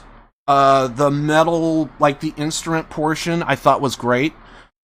But it's just, I don't know, something about it just didn't like fully click with me, so. But to be fair, that opening song probably didn't help, so I was at ease the entire way. But in the end, all in all, it was not really my kind of type of music for the most part, but there was something about it I can see why people would like it, and another reason why I was just at ease, so yeah, it's somewhere in the middle with me. I can't really put like a placement on it, but it's somewhere like that, yeah. So, alright. My band. Ooh, yeah, so all the way back to when I picked The Drunks, it was just 2 songs, so I figured I want to basically just take these songs and kind of do what I can with it. And so I just started listening to music, and I'm actually going to screen capture something because I kind of want to set the tone, if that makes sense. So Dark, he's not really seeing anything right now because I want both you, the viewer, and me Edge to of the Empire. We scrapped that series. Yeah, so this is all that Dark is seeing right now. It's nothing. But I just want to set the tone. I would totally love to do more of the We were freaking this close to greatness. With the pandemic, you think it would be easier to get like a bunch of people together, but for some reason, I don't know. We're all just kind of doing our own thing, so. But yeah, anyway. I do kind of feel a little bit bad that I am kind of showing this to Dark, but I mean, I kind of have to do something here. But yeah, I might drop frames because I am kind of playing a little bit of a video. So I just want to set the tone. So basically, I just had to grab 2 songs for Dark. That was it. So I'm kind of just going through and just listening to some of the songs of like different bands, and I hear there's like Speed Boozers was one. It wasn't that good, so I moved on.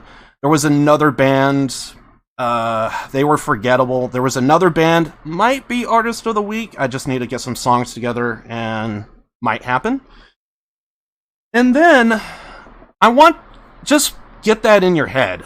I'm looking for metal, punk, speed metal, speed punk. So keep that in your mind, and all of a sudden, I get this in my recommended. Now, this is the thumbnail that I see for metal, for punk, speed punk. That is not by any means metal right there. It's clearly a woman holding a shamisen. What is this? So, Clearly. I basically just had to... What am I looking at? What is this? Now I'm looking up metal, and this is what I see, so... I have two options. Should I click on it and see how it is? Or should I just say, that's not even close to what I'm looking for. I'm gonna move on and see what else. Well, I was kind of more of the former. I looked it up, and I wanted to see this band. I wanted to know who they are, what's the deal, all that stuff. So, I basically end up... I am botching everything right now. So I basically look it up, and I click on it, and now all of a sudden my... Oh wait, there it is. So, I'm now looking it up, and I see...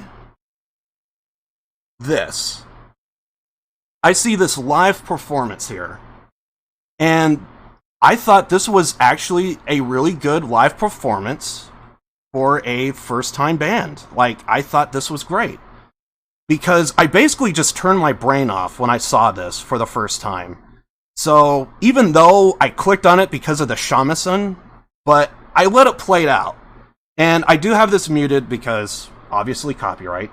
So, I would highly recommend people give this a listen. Mainly because I thought this was a great introduction to this band, just simply because when you first play it, there's like all these little hints of just different stuff, but for the most part, it looks like a regular band. You got modern drum sets, you got a bass there, you got a guitar, but you start noticing things. There's two drummers. Okay, there's two drummers, and they kind of like take turns playing their songs. I also noticed it, but I also didn't notice it. Seems to be instruments in the background. And, like, right there I see it. And you get all these, like, hard cuts, hard shots. And I noticed there's an instrument, but no one's playing it. But I kind of, like, I notice it, but I don't. I just kind of shrug it off, thinking, okay, it's probably nothing. But I'm just seeing this play out, and I just thought this was really great. Also, I love, for a second there, the bassist on the left. He is actually pretty good. I actually thought that was a Rickenbacker bass, and then I looked it up, and I was like, no, the tuners are a dead giveaway.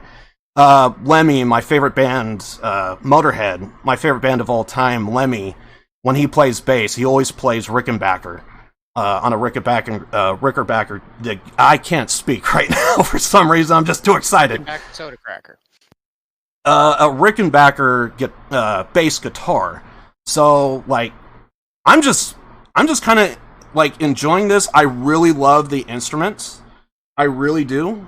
And this band, they are Japanese, and that's part of the reason why I wanted to basically show this band off. Is I just never heard this. I never seen it before. And then right here, I'm like, you got a shamisen going on? Okay.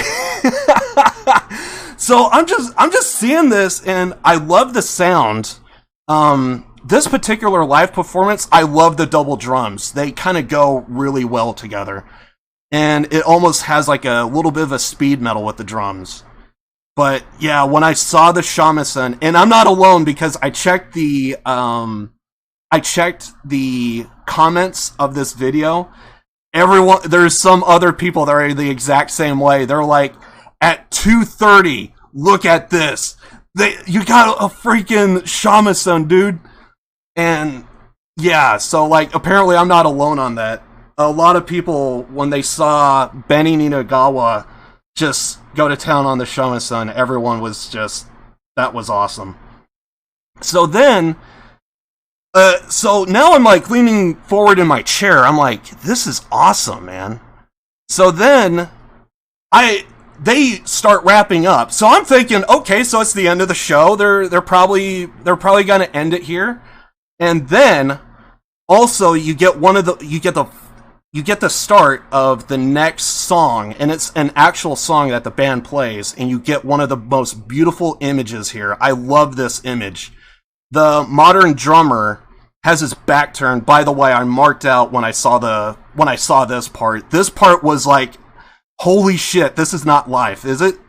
Is this live? Is this what we're doing? So like here I'm like just completely, I love that scene right there. He has his back turned, he has like a tattoo on his back, he hits a gong. Oh man, I thought that was great. And then I hear the lyrics of Suzu Hana Yuko is her name. And I'm seeing her like she's doing the vocals is so awesome. And I'm just blown away by all of this. And then, by the way, the song that they're playing right now, if you saw the music video of where they have a dragon floating around, that's the song that they're playing right now. It has kind of like a little bit of like a metal.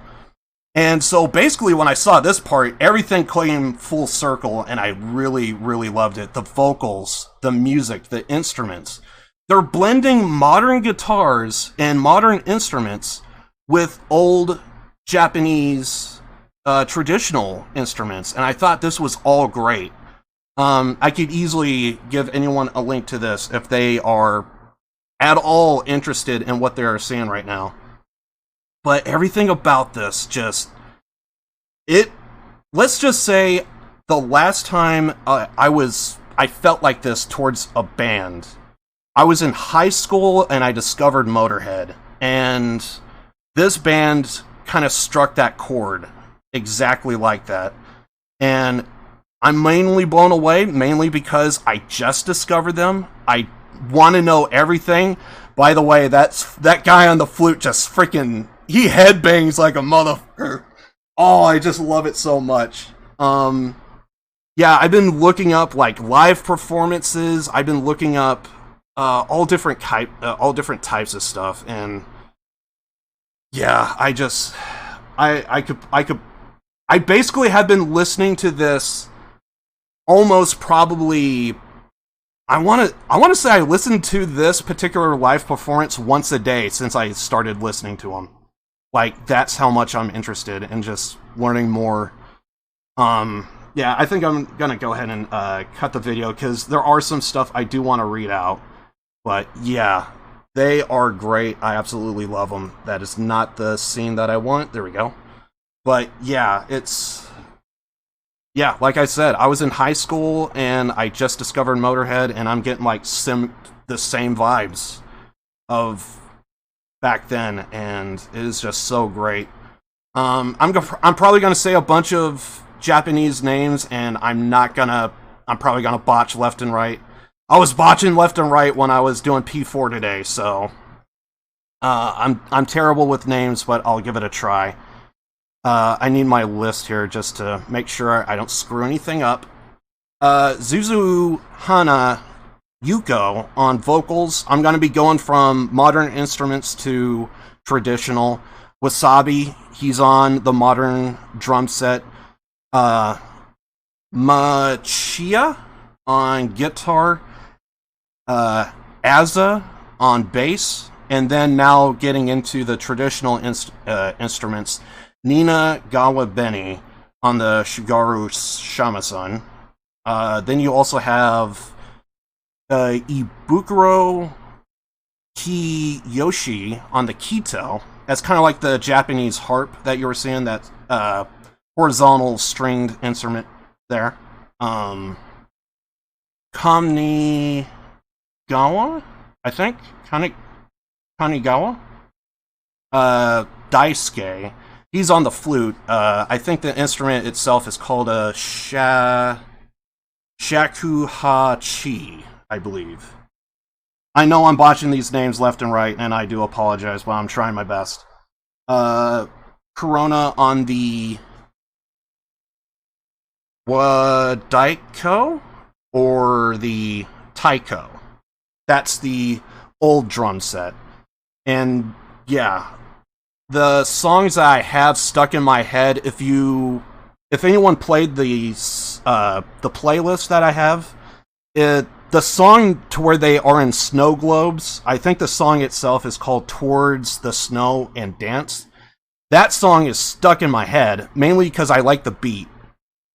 All the stuff is in Japanese, so I apologize, because I mean, I'm discovering anything just like everyone else, so, and I don't speak Japanese, so it makes it even that much more harder. The one song I do like is called the Yoshiwara Lament, I think is what it's called, and that's the only one that doesn't have a music video. I think it's just like a printed on scene. I think I sent that one to Dark. That should have been the 4th song I sent to him. I do have an extended playlist on my YouTube. There should be 2 more songs.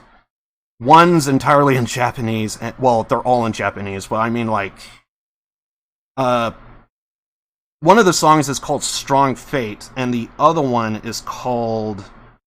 It's actually the most watched music video that they have. I think it's called, and I'm probably botching this, the Senbon Sakuro, I believe it's called. Zakiro. Senbon San Sakuro. That one, those 2 songs are on the extended list on the YouTube. I sent Dark only 4 songs. It should have been since I didn't go with the live performance, and I did question going with it, and I think in the original playlist that I had for Dark, I actually did have the live performance in there, but I decided, well, what song also slowly shows off, like, the instruments, because I thought that would be, like, really great if Dark was just, like, learning this for the first time, and I kind of thought some kind of type of, like, slow... you slowly see the entire band one by one and not all at once. I thought that would kind of like hit home a little bit. So there was a orchestra that was really good, and if anyone remembers the Megadeth, I really would have loved if freaking Machiya learned how to do fingerstyle.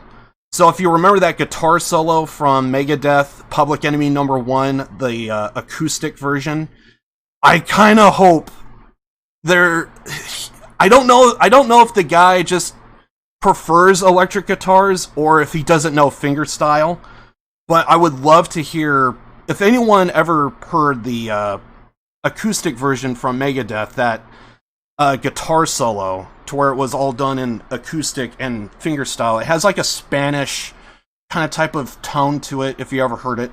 I would much prefer that kind of type of guitar solo than the electric one, but maybe it's because they really like electric guitars, so that's why, or maybe Machia's not very good at doing fingerstyle, so one way or the other.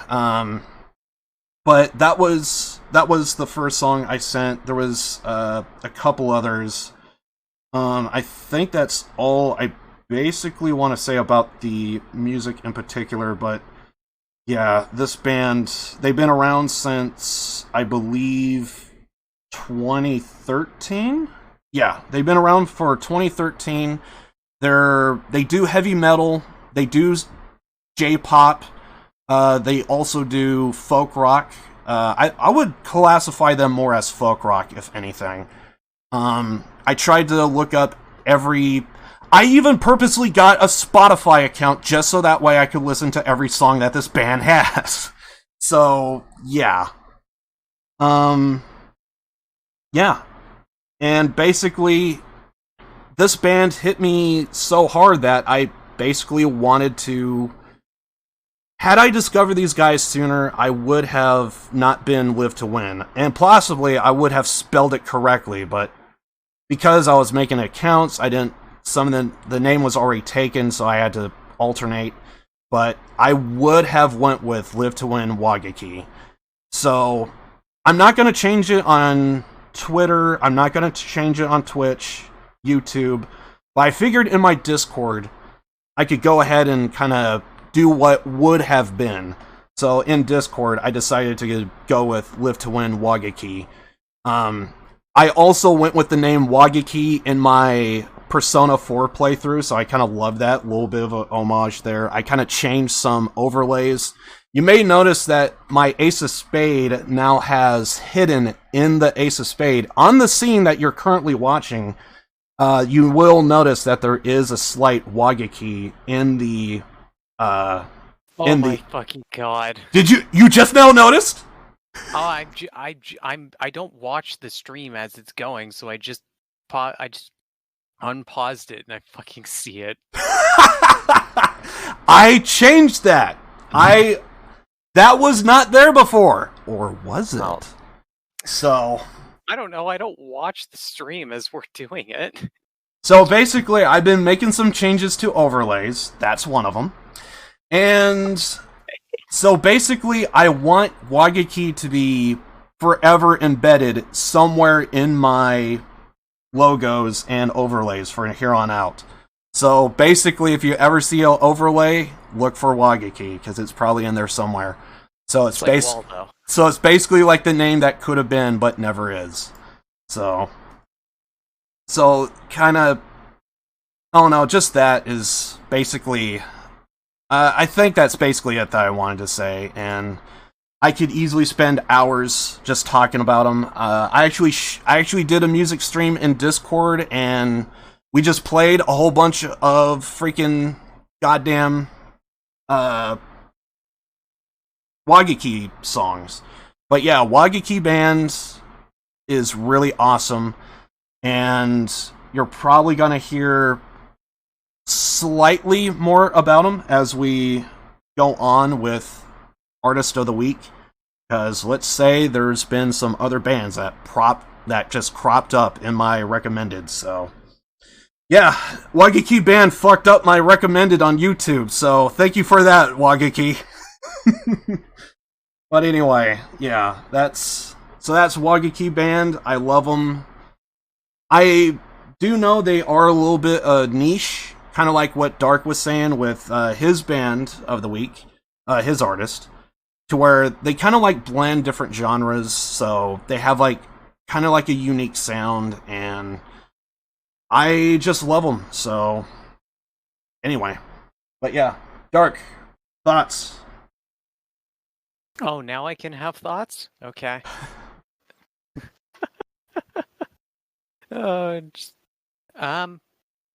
I thought they're all right. That's my... Yeah. I thought they were all right. You know, good for background music, but it's not really, probably because it's in Japanese, not really something I could really, I don't know. It's more just to listen to, like have it playing and listen to it, and less so how do you listen to it, but not like in like sing along listen to it, like listen to it as in it's playing, listen to it, it's nice, but not like listening to it singing in your head sort of level. Does that make sense? Mm-hmm. Okay, that's where I stand with it. Yeah. Yeah, I think basically I got so excited, I kind of told a friend about it, and they were kind of like me. I have a fever, and the only remedy is more shamisen. So, we need more Benny Nidagawa. Give us that.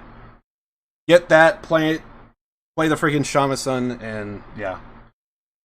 So, I completely understand. It's not for everyone. I remember, again, when I told my friend about it, they were wanting more of like the traditional instruments, and I kind of saw where they were coming, which is why the Yoshiwara Lament, that had a little bit more shamisen to me, so because of that, I ended up liking that song a little bit more.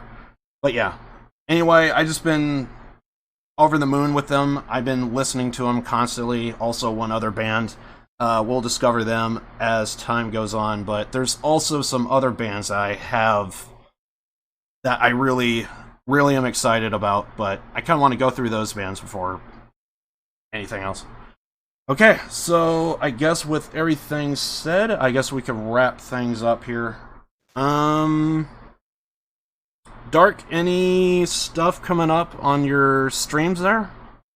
I don't know if I'll stream after this, because I'm not really feeling I'm not feeling Red Dead period tonight.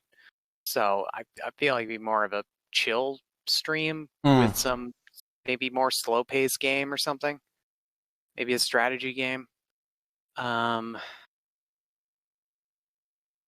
don't know, maybe. Maybe I'll just load up the stream for like 5 minutes and then shut it off. I don't know.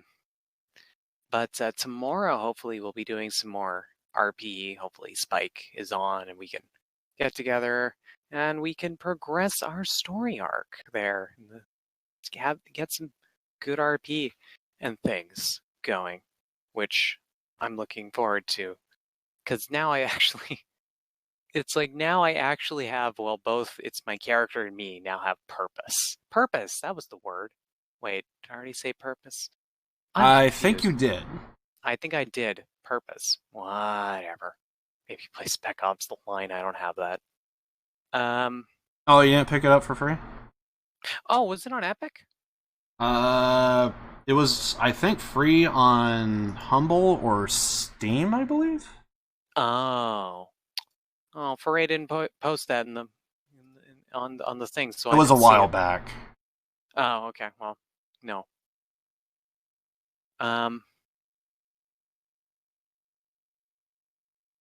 Yeah, but now that I've actually got something, I'm like, wow, there's something to work towards instead of just randomly encountering people and hopefully maybe I run into them a second time.